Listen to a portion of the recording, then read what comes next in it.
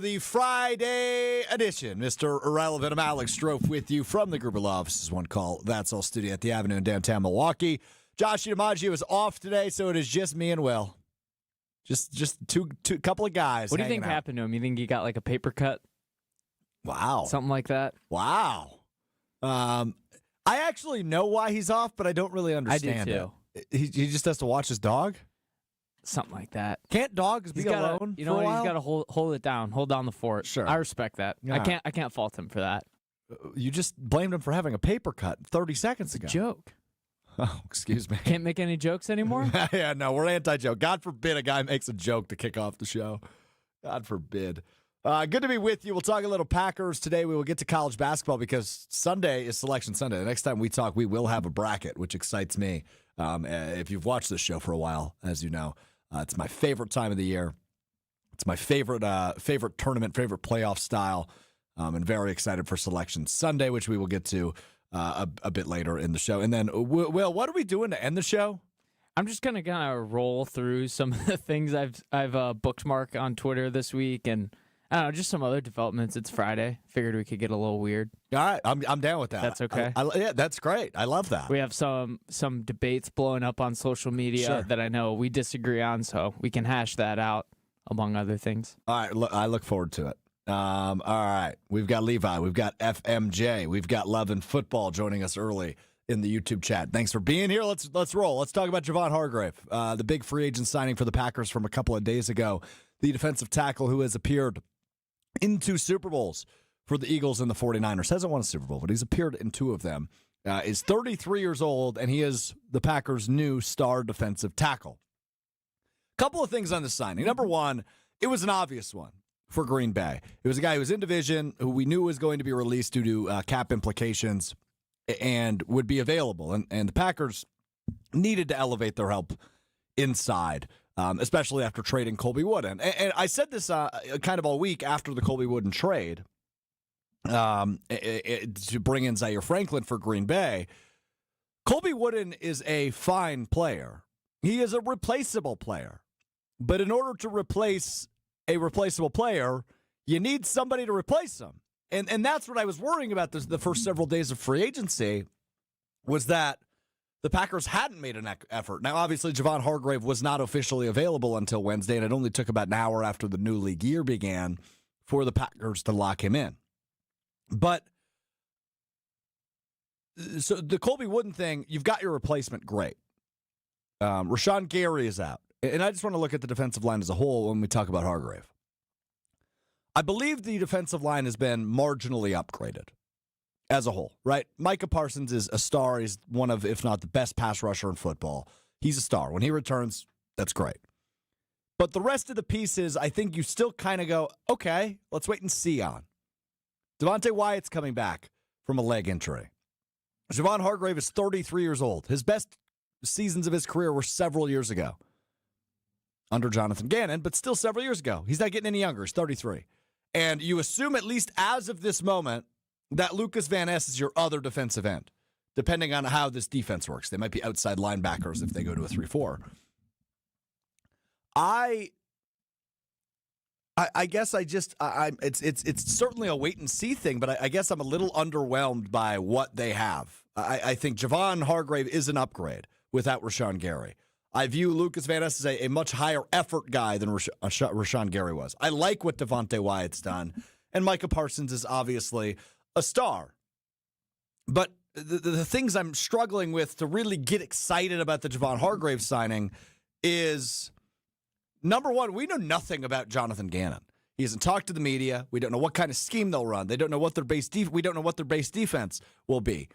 What we know about Jonathan Gannon is he had a really good tenure in Philadelphia as the defensive coordinator.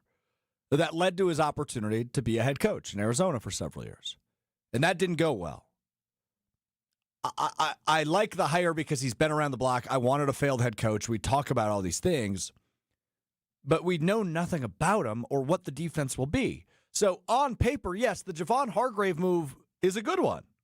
And I believe the Zaire Franklin move is a good one.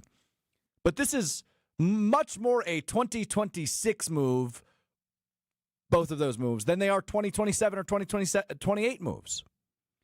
So I like it. I appreciate the fact they went out and got a proven defensive tackle to really shore up the defensive line and make it solid and dependable. But you need some next steps.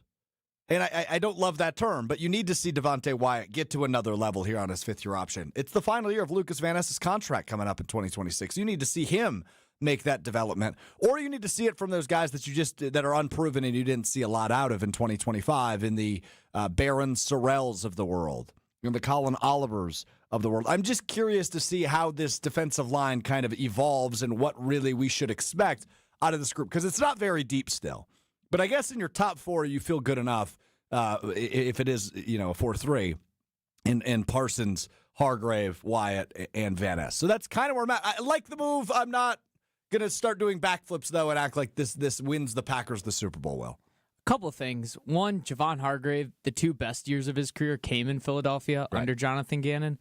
And another thing going along with that is, like, comparing the moves to the defense to last year, where you added Nate Hobbs, I think that was it, right, to the defense in free agency last year. Yep. This year with Zaire Franklin and Javon Hargrave, I feel like these are guys who are, they're going to be competent, right? Like, Javon Hargrave might not be a star, right? I think you called him a star. I don't know if he will be a star, but I think that he's a guy that you can really rely on. And same thing with Zaire Franklin.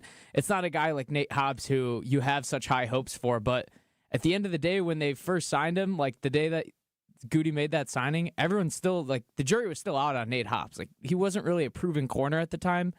The thing that worries me, though, is the defensive line, especially the edges to start the year, because it's going to be Lucas Van Ness, Baron Sorrell, Colin Oliver, and Brenton Cox Jr.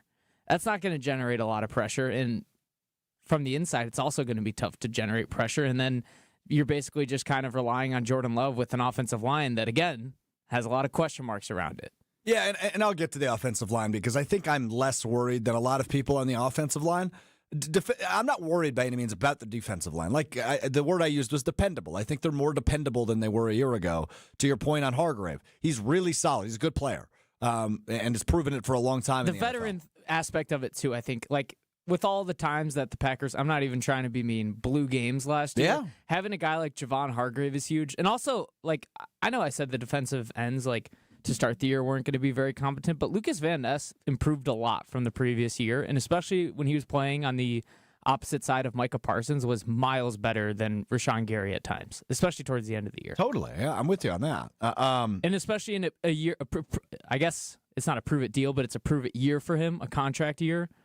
I think we might see the best of Lucas Van Ness in his career. I hope so. He's going to have more opportunity than he's had. He is a physical specimen. There's no doubt about that. I thought he was better last year than he was the previous 2 years, but there's going to be more real opportunity here in 2026 for him. So I'm with you on that. Some breaking news in the NFL: the Titans releasing cornerback L'Jarius Sneed, which is interesting. I don't know that he fits the Packers' need or what they're able to afford, but something to keep an eye on there with L'Jarius Sneed, a guy I think the Packers have been interested in the past. So we will see. Definitely heard rumors about him like way before free agency started as a potential trade piece. Well, no trade now. Yeah. He's just out there. So we'll see what happens there. But so, I think the Hargrave move is the right one. I'm glad they made it. But there's still depth concerns for the defensive line for Green Bay, and certainly on the edge. I mean, what the hell are they going to be? And Van Ness, again, I like him. I'm excited to see him with more opportunity. But those depth pieces, is that something they address in the draft? I wouldn't be shocked by, because I don't think they're adding any other, especially edge pieces. How long is Micah out for? Like, is it TBD? October? I mean, I think it's too early to tell, right? As much of a physical specimen as he is. The timelines now are so messed up, right. too. With they Jason make no Tatum. sense. Like, he's saying he'll be back sooner than you think. Like, who knows? So he tore it December, I think it was 14th. And typically it's like a 10-month recovery, so that would put you right in the middle of October. Why do you know the specific date? Because it was... You're good with dates. I am good with dates. That's one thing I know about you. It's a little weird. You're good with dates and years. Yeah, I am. You can, like, that's something I struggle with. Dates and years? Yeah, like specifically recalling a year that, someone was drafted, had their best year, stuff like that. Like, I can just remember, like, my time frame is like 1 to 2 years, and then it's like 3 to 5, and then everything else is just like it feels like 10 years So ago. you're how old? 23? 23. So when you were 18, That feels like 5.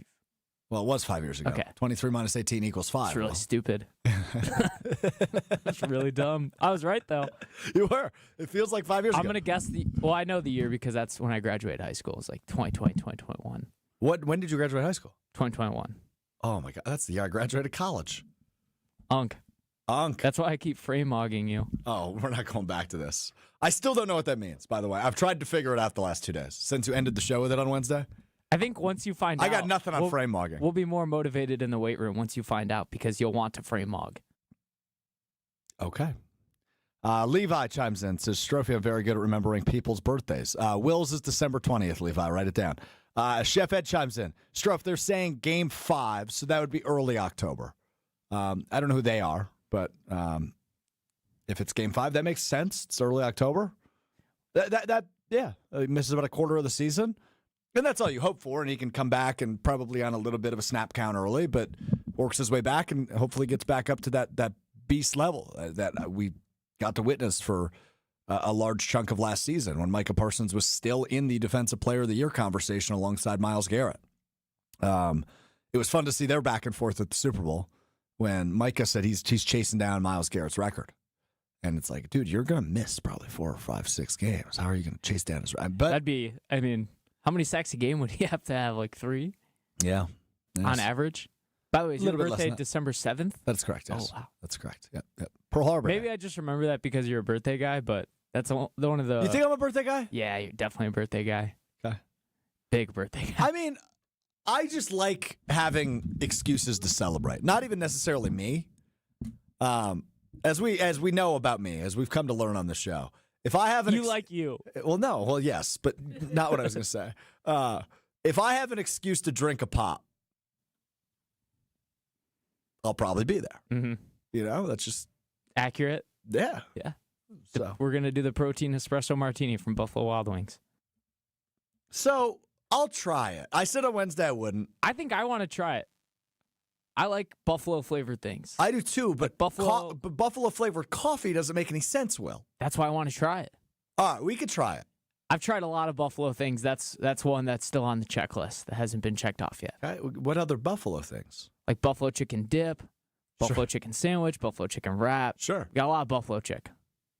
Buffalo chick. Or as the real, I might struggle with this word, connoisseurs. Yeah, that's right. Say buff chick. Buff chick.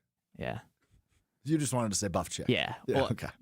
I definitely didn't want to say connoisseur, but that was the only word I could think of. All right, that makes sense. Where were we? Oh, I want to get back to Brian Gutekunst, and then we can get back to all this wacky nonsense. It's a Friday. Let's have some laughs. Let's kick back and enjoy the day. But I do want to give Brian Gutekunst some credit because I think it's deserving today and what we witnessed this week. This week was a huge one for not only the offseason, but for how Packers fans view Brian Gutekunst and his claim just over a year ago that it's time this team starts competing for championships. We've called it many times between the end of the season and the loss to Chicago and this week of free agency. We've called it the biggest offseason of Brian Gutekunst's career, and I think it's really hard to argue against that. You believe your championship window is open. You don't really know how long that's open for, but with the quarterback and with Micah Parsons still in his prime, both of those guys in their prime, you feel like this is the window, right? So you need to capitalize on it. You've been the youngest team in the league 3 years in a row. You've made the playoffs 3 years in a row as a 7 seed, and it hasn't worked. You've got one playoff win in those 3 years. And now for Brian Gutekunst, it's a matter of getting this roster from young and reliably making the playoffs to like, oh, bleep, they're a real contender. That's a team people should fear, not just respect. The Green Bay Packers are respected league-wide because of what they've been able to do for so long. For 3 decades, they've been a playoff team. They've had the quarterback. They've always been in the picture. But I don't know of those 3 decades how much they've been feared by the league. And there's a difference between respect and fear. I think people both respect and fear the Kansas City Chiefs, even without them making the playoffs this past season. I think people respect respected and feared the New England Patriots, the great dynasties, the great teams of the last 3 decades. I don't know that, especially in the Jordan Love era, that teams from across the league have looked at the Green Bay Packers and said, that's a team you should be scared of. That is not a team you want to see in January. So it was Brian Gutekunst's job, and it always is, but especially this offseason, to get this team from a level of respect league-wide to a level of fear. And you're not going to get there until games are played in September and October and November and December. But he has a duty to right wrongs, to fix the issues. And through a week of free agency, I feel like he's done that. The issues that you worried about coming out of this season have now been taken seriously and have been addressed in some capacity. What I mean by righting your wrongs, you signed Nate Hobbs last year to a pretty large contract, and you want him to be either it's a depth corner or a starter or play a significant role in your defense last year. And Brian Gutekunst this week made a clear drawing in the sand, a clear line in the sand, that Nate Hobbs wasn't good enough, let's just move on from the issue. That's what they did. And then they signed Benjamin St. Juste, who's just going to be a depth corner who's cheaper than Nate Hobbs. That's fine. Kick returner and punt returner was a massive issue for the Packers last year. They didn't have a consistent one. They were putting Matthew Golden and Savion Williams back there who had never returned kicks or punts. Josh Jacobs, too. Josh Jacobs returned. What, didn't he have a good punt return, though? I think he fumbled. Did. Oh, yeah, he fumbled. But they recovered it. But he was returning kicks, I think, in that playoff game, too. No, that was when he fumbled it. I remember we were doing the watch-along. That's right. So it's something that hadn't been valued. And they go out and get Sky Moore. Now, I'm not saying Sky Moore is Devin Hester. I'm not saying Sky Moore is, one of the greatest kick return or punt return options. He's not Josh Cribbs, right? Like, this guy isn't going to be the greatest kicker punt returner in the world by any means. But he's quick, and he's solid. And I think reliability is really all Packers fans have been asking for from that position. Just have somebody whose job that is. And that's what Gutekunst is doing. I don't want it to be compared to McCole Hardman from last year, right? McCole Hardman had done it a little bit, but he was more of a receiver and just, he was older. Sky Moore is coming off his rookie deal. He got a change of scenery in San Francisco, and he had a really nice year. Again, by no means was he the best kicker punt returner in the NFL, but it's a guy who has embraced that role and says, yeah, maybe this is just my job.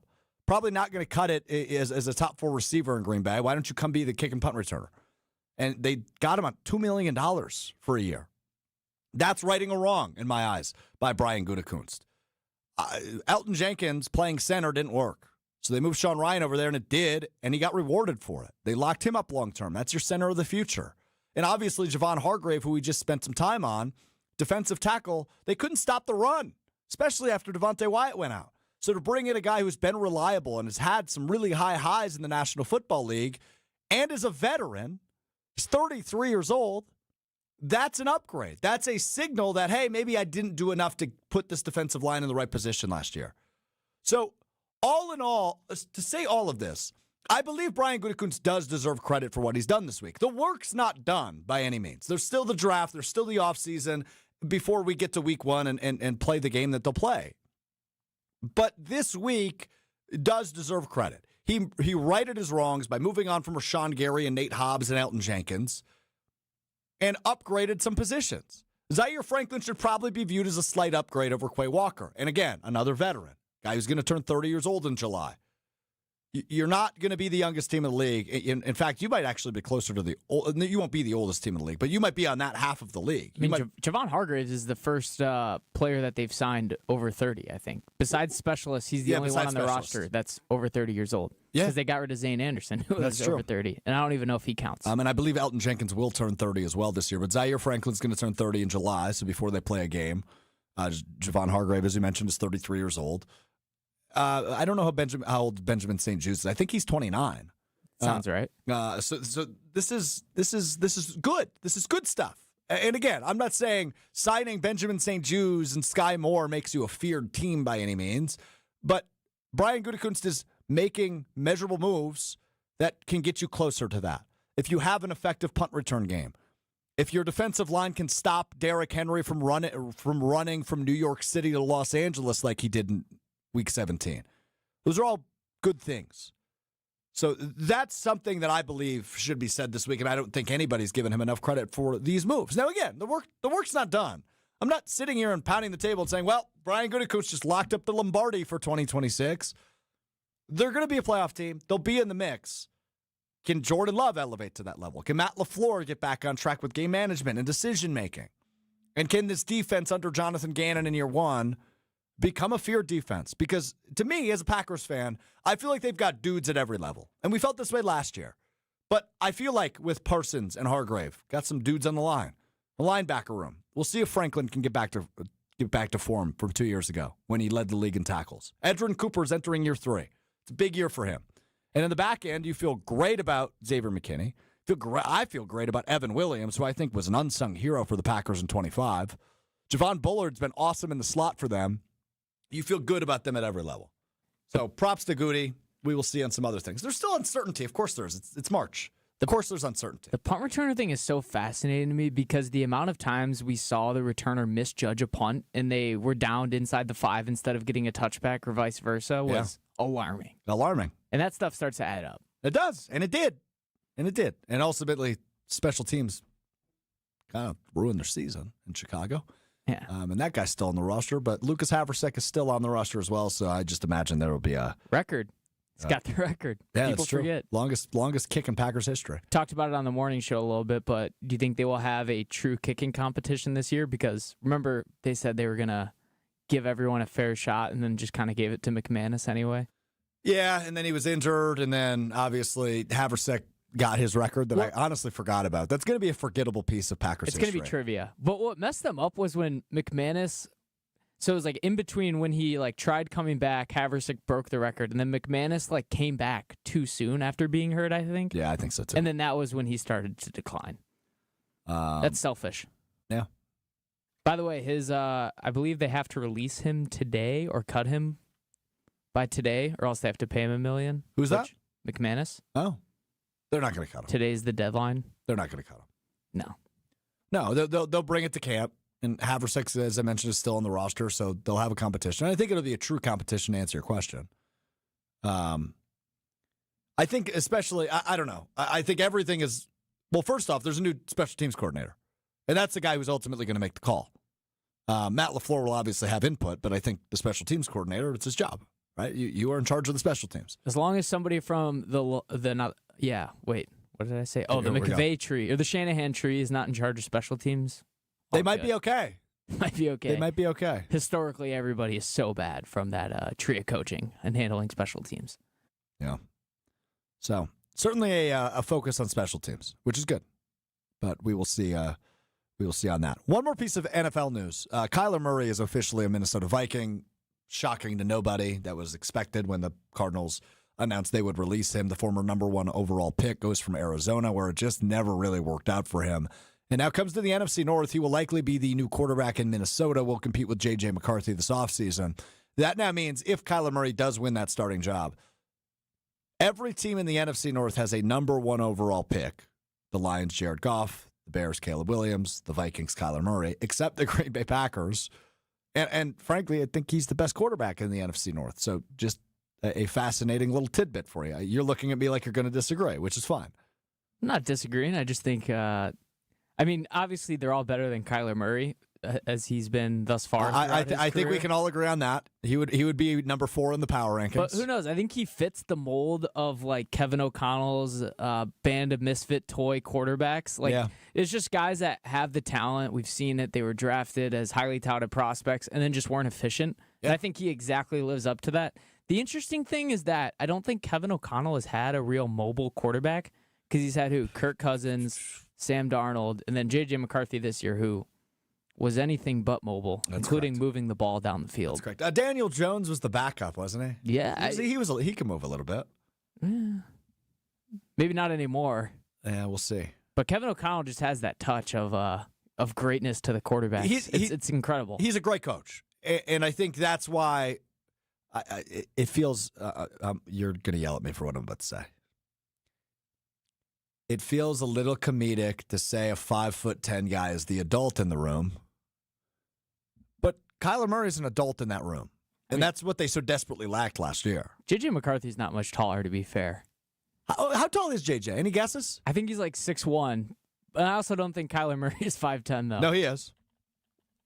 Laser measured or... J.J. McCarthy is 6'3".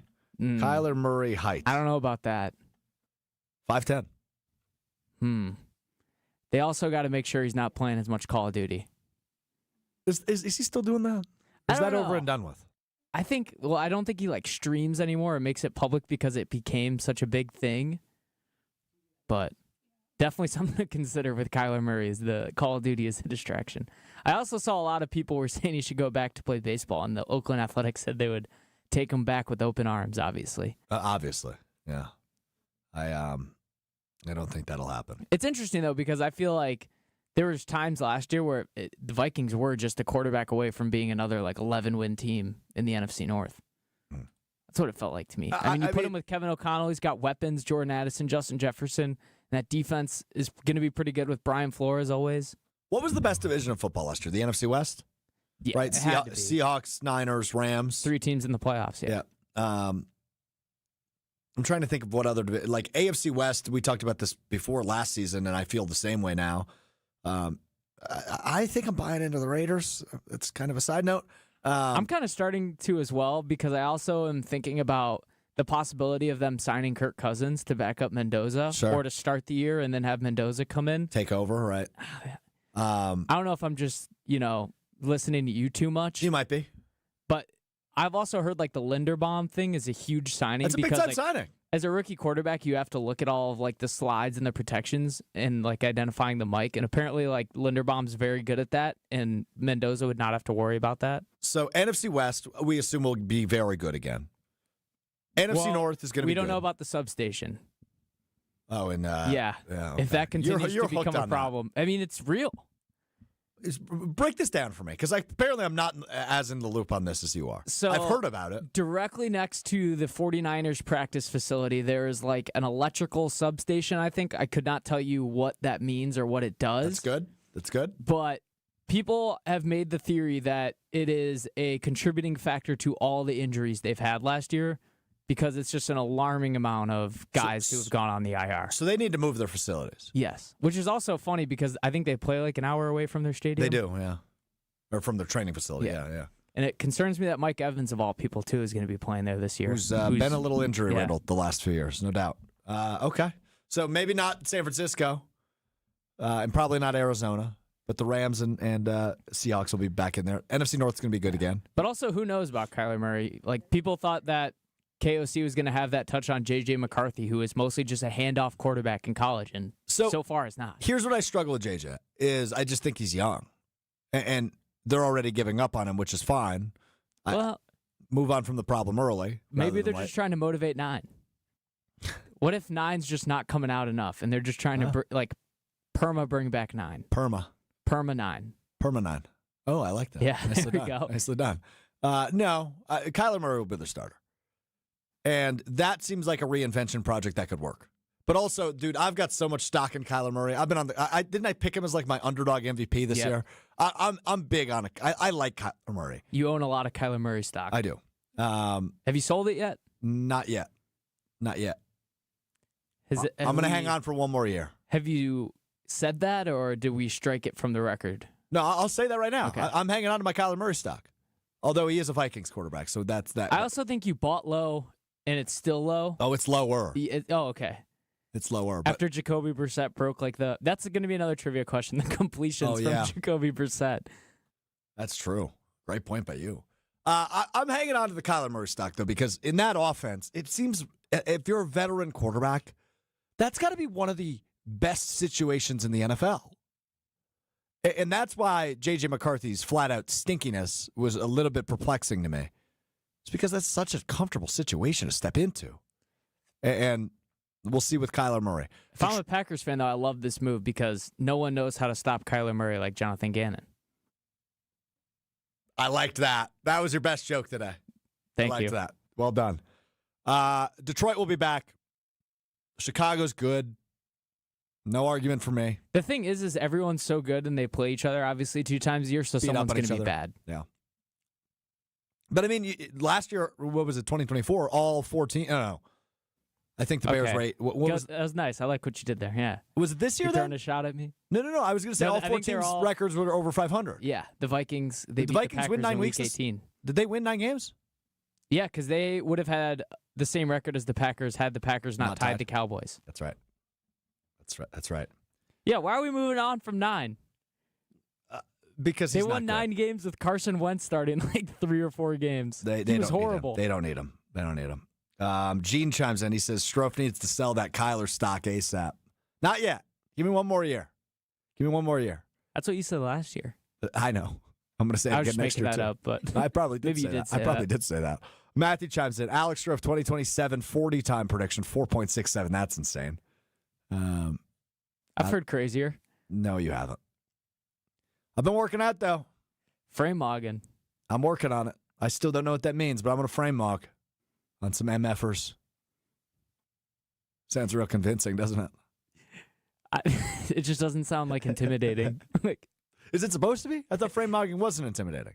That's all it is. It is intimidating. That's all it is. It's like physically intimidating somebody without saying a word. I am a generation. I'm an old Gen Z. Josh knew it. Yeah, Josh is chronically online, so much like myself, but I would expect you to know that. I feel like it's everywhere, but maybe that's just my dumb brain. Your brain is dumb, but it is fascinating. You said something to me earlier today. I don't remember what it was, but I just said back to you, your brain is a scary place, man. I think it was about that I kind of want to become a Navy SEAL. Oh, yeah. That was that. I also think you're a little late on that. Am I? Yeah. I don't think so. You're 23, man. That's like prime Navy SEAL age. If you're in the SEALs, you'd have to start. You'd have to go to basic training. You'd be 25 by the time you're doing anything. I feel like 25 is the perfect age of the Navy SEALs. That's when your frontal lobe is fully developed. Sure. See, it's not all just physical with the SEALs. You wouldn't get it. It's mental, too. Mental toughness. We're done with this. I want to talk a little college basketball. Badgers will tip off in the Big Ten Tournament quarterfinals here in about a half an hour. They take on Illinois today. It's not even about that game. It's more so just the Badgers standing. And me and Ben Brust went into this a little bit this morning on March Mode. They're likely a 6 seed, maybe at best a 5 seed with a couple more wins this weekend. But the Big Ten Tournament isn't really my concern for Wisconsin. I think they've proven enough times that they are good enough to beat anybody. Right, they go on the road at Michigan. They go on the road at Illinois. They beat Michigan State at the Kohl Center. They've beat enough good teams. They go to Purdue last week and put up 97 points in the regular season finale at Mackey. This is a team that can beat anybody, especially on a neutral site. When you've got that good of a 1-2 punch in your backcourt in Nick Boyd and John Blackwell, you can beat anybody if they're combining for 50 points. And then you get AB to hit a 3, or you get Austin Rapp or Braden Carrington to hit a couple 3s. They can compete with anybody. Their points per possession has been so impressive this year, and that's a big stat that Greg Gard follows. This is a really fun basketball team. So what they do in the Big Ten Tournament just really doesn't concern me at this point. They needed to get one win, and that pretty much solidifies you as a 6 seed. If they win today against Illinois, it's going to be a hard time. You're going to have a hard case to not make Wisconsin a 5 seed. Which is great. I mean, the goal since early January has been get them out of being a 10 seed or a 9 seed, and they've more than done that. So they are certainly at worst a 6 seed and could be a 5 seed with a win or two this weekend. I think a win today probably bumps you up to a 5 seed because it's another really quality win for Wisconsin, who's played some really fun basketball this year. But the Badgers have not been back to a Sweet 16 since 2017, which was Greg Gard's, I think, first full season or second full season as the head coach. And that's problematic for a team that's been so consistent, has completely evolved and, changed their style and what they do. This is a team that scores 90 points now, not 64 like they used to. They're a really good team. And I'm curious to see Sunday when the bracket comes out, what's the matchup, who's the 3 seed they get or the 4 seed they would face if they get to that 5 in the second round. But it finally feels like a year where they're deep enough and they're good enough offensively to get to the Sweet 16 and get to that second weekend. Aaron and Mad City, who cares? Get the rest. Just lose today. I've seen this a lot on Twitter from Badgers fans, which I'm curious about. And Aaron, it seems you feel that way as well. I get the, hey, don't play 4 games in 4 days before you only get a couple days off and then you've got to go play in the NCAA tournament.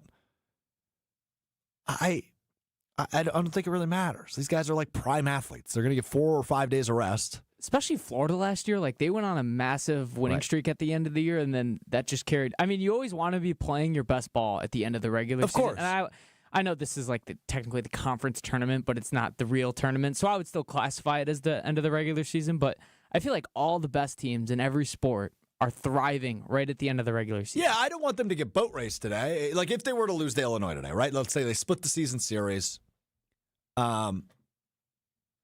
As long as they don't get boat raced. They're 8.5-point dogs. They don't have Nolan Winter. If you lose by, say, 5 points, I think everybody's walking away from that game today going, all right, they're ready. Nolan Winter is hopefully back next week.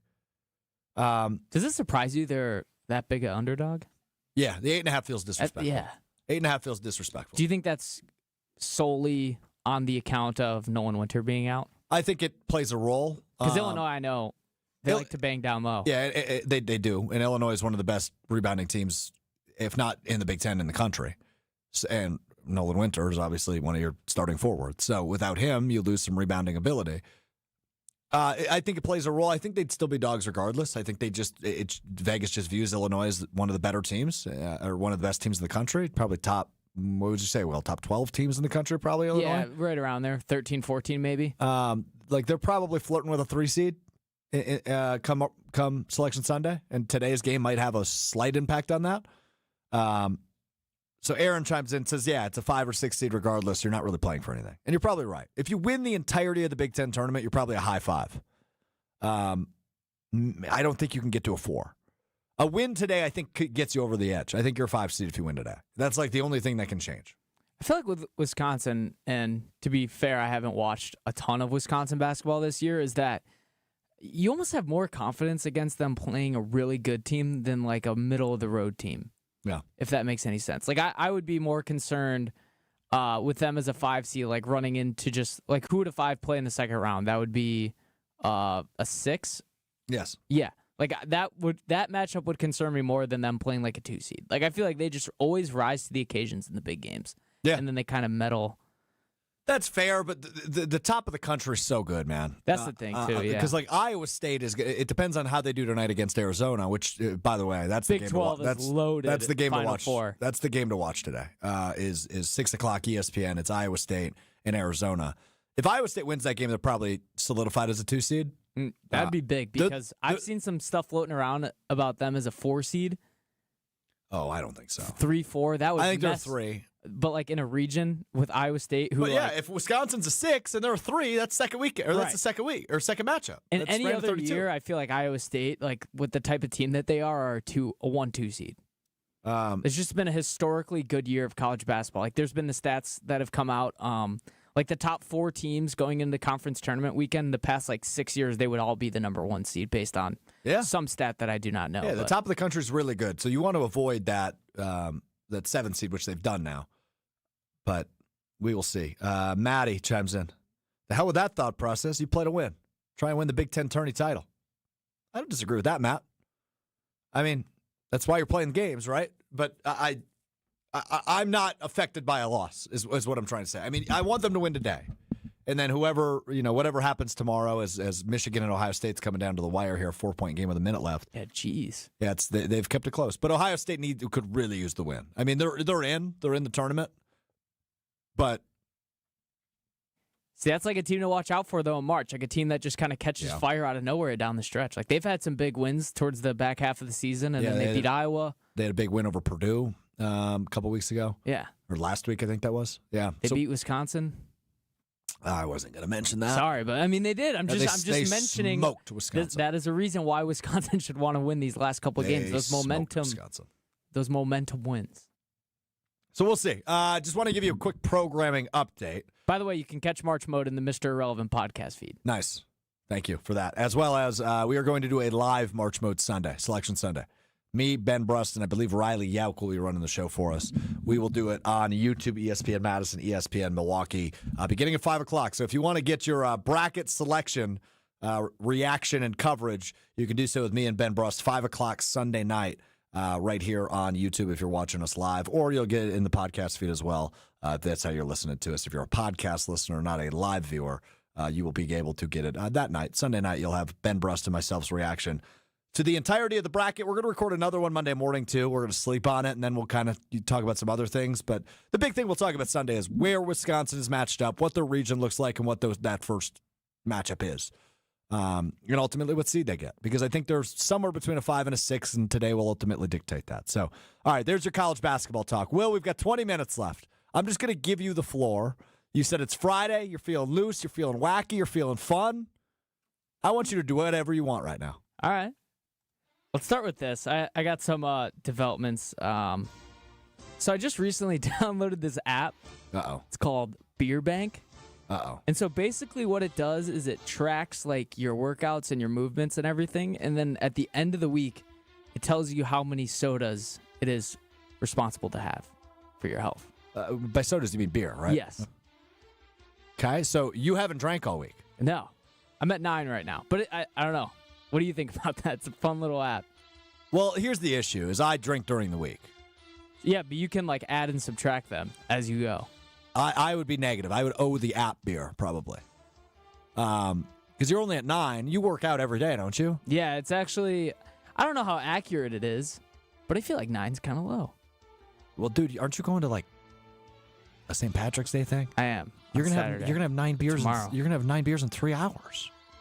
So I might opt for something healthier. Okay, so I don't hate the app. It seems like it's healthy, which, as I've learned very quickly, as I am on my health journey. Very quickly.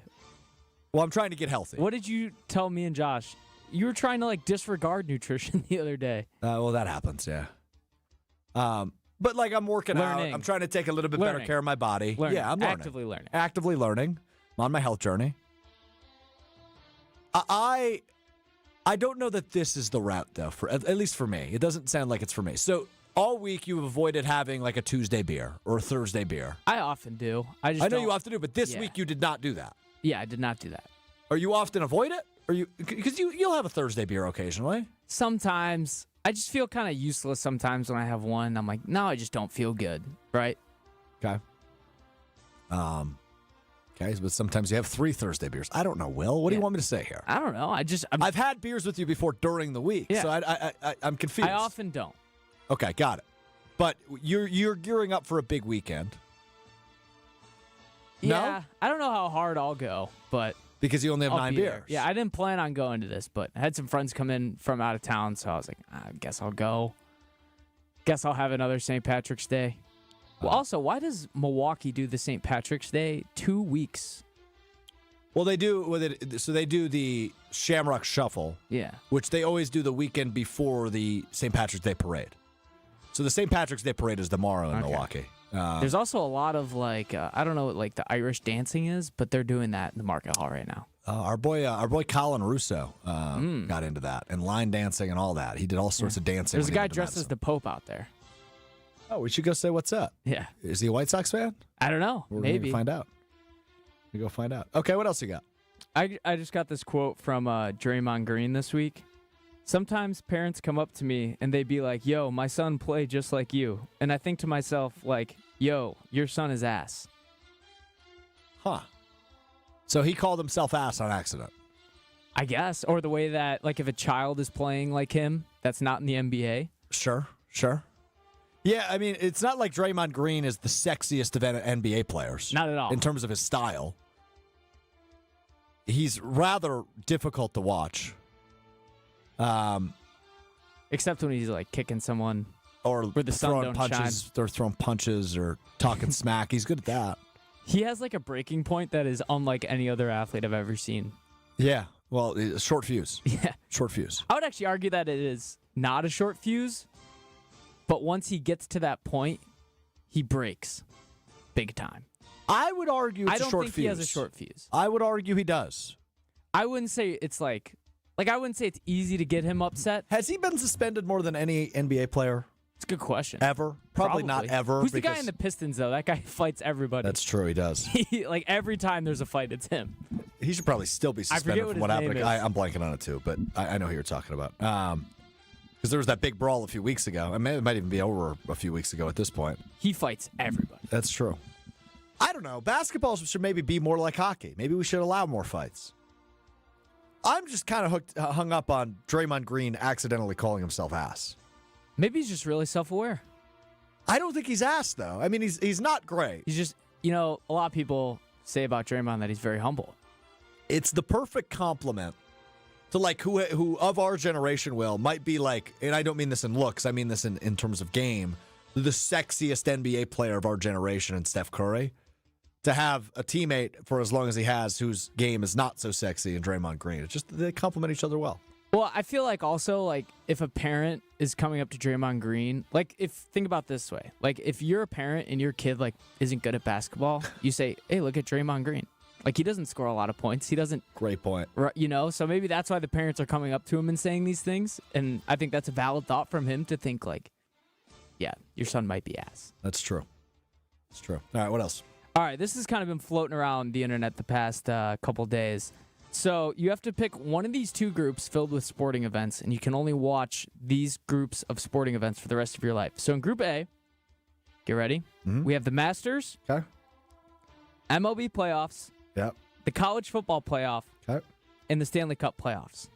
So that's Group A. So you've got two of the best playoffs. Yeah, golf, baseball, college football, hockey. And it's just the Masters, or is it golf at large? Just Masters. I mean, and the Masters is such a spectacle. It is the top golf tournament. Okay, that's a good list. I'm not a huge college football guy, so I could live without that one. Okay, let's go to Group B first. NFL playoffs, March Madness, NBA playoffs, World Cup. Oh, couldn't it give me anything better there at the end? I got Group A. Yeah, I don't think it's close. I figured you would. So here's what I struggle with. It's my personal satisfaction, right? So I believe it's kind of unanimously believed, I guess March Madness aside, the two best playoff formats are MLB and NHL, right? It's series. It seems like drama. every series is a Game 7. Right. Especially, dude, I would actually argue in the NHL especially. The NHL is awesome. The NHL rocks. It's also a sport you can just pick up when the playoffs start. And that's what I do. You know nothing, but you just watch it, and it's like without knowing anything, it's still incredibly fun to watch. And you learn, and like me and my fiance, we watched a ton of hockey, the Stanley Cup playoffs last year, just because like she got into it. It's easy to get into. So I struggle with the fact that the two maybe most dramatic outside of March Madness. I know March Madness is in Group B, is in Group A. I think I'm picking Group B though, because my favorite two sports are the NFL and college basketball. And I believe the greatest spectacle of postseason play of all time is the 64-team tournament. Cinderella's, unexpected buzzer beaters, drama. Last year, in terms of drama and Cinderellas, was the worst year we've ever seen. But I think this is going to be the year where that kind of flips on its head and we see a lot more. So I love March Madness. I love football. My job is to talk about football. But it's the NFL playoffs. Can you just say that, like, the NFL playoffs are not fun? For the most part, they are not fun. No. They are. Like, there's not a lot of good games. That's unfair because it depends on the year. No, it's true. The NFC Championship game this year? It depends on the year. Turn that off 5 minutes in. Super Bowl was not great. It was so boring. Super Bowl was not great. Like, I love the NFL, too. It's my favorite sport. It's the sport I care the most about, know the most about, but the playoffs suck. I don't know if the playoffs I feel like suck is strong. The Super Bowl is underwhelming every year. We rarely get a good Super Bowl. Dude, we had an overtime Super Bowl 2 years ago. The last two NHL playoffs went to a Game 7 with the same teams that lived on opposite sides of where the league is. Like, that's awesome. And then the MLB playoffs go to a Game 7 in arguably one of the best series of MLB history. Run through those groups again so the MIA can chime in on which one they're picking. So Group A, Masters, MLB playoffs, college football playoffs, Stanley Cup playoffs. And then in Group B, it's NFL playoffs, March Madness, NBA playoffs, World Cup. The problem with Group B is you have, obviously, I think the NFL playoffs suck, but whatever, up to your discretion. March Madness is great, but then the NBA playoffs and the World Cup, like, I don't I don't care. I don't really get into the World Cup. The NBA playoffs are solid. Now, some series, especially in that first round, can drag, and you know it's going to be a gentleman's sweep. It's like, okay, let's get this over with. But if you get a really good matchup in that second round, like the Eastern Conference semifinals, and then the Eastern Conference finals, and then the NBA final, right? Like, there's a really good year. It competes with the NHL and MLB. No, it does not. It's a best of 7 series. That's horrible. It's a best of 7 series, I mean. Okay, so if you're getting a lot of game 7s, if you're getting high drama. The games are not good. Like, what was it? The Thunder, there was one Western Conference series this year where, it went to a game 7, but every game was like a 20-point blowout. Yeah. Oh, yeah. That was, who did they play? I think it was the Nuggets and Nuggets and the Thunder, maybe. Yeah. It was blowout. Don't get me wrong. It was blow for blow blowouts. But like the... All right, MIA, chime in. You want Group A or Group B? And also the Team Masters. Will or Team Strouf? The Masters is a shoo-in to be great every year. Yeah, like that one without fail. That's what makes me upset, is because that kind of feels like it's unfair. It should be in the other category. Well, it's like the Masters versus the World Cup, and I'm just not a soccer guy. The U.S. has never been really that good in my life.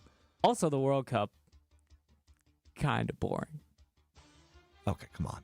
It's coming to the U.S. this year. You got to sell it. It's like 100 minutes long, and they score like once or twice. I'm going to be that guy.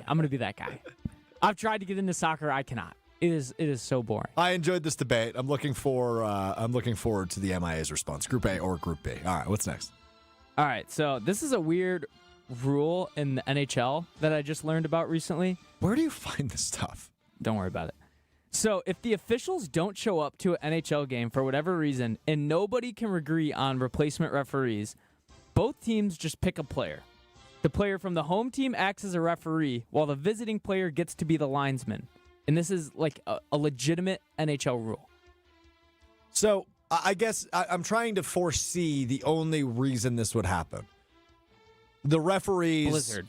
Right, you have travel issues, and the teams are already there. And they can't agree on a replacement. Right, because let's just use, I don't know, Edmonton and Florida as the example, because that's the what refs you are just from used. Edmonton, the replacement. Well, the game's in Edmonton. The replacement refs live in Edmonton. Florida's never going to agree to that. They might, just to get the game over with. That's the part why I don't think this would ever happen, is disagreeing on replacement refs. Because also in hockey, it's kind of hard to blow calls. I feel like if there's a penalty, it's usually pretty blatant. Yeah. I would like to see it. It's like the third replacement goalie having to come down from the 300 levels and go in net. Got it. That'd be awesome. Aaron in Mad City says, does MIA stand for Mr. Irrelevant Audience? You're close. Army. Mr. Irrelevant Army. Army sounds so much cooler. It does sound cooler. Shout out to me for coming up with that. Wasn't that DTM?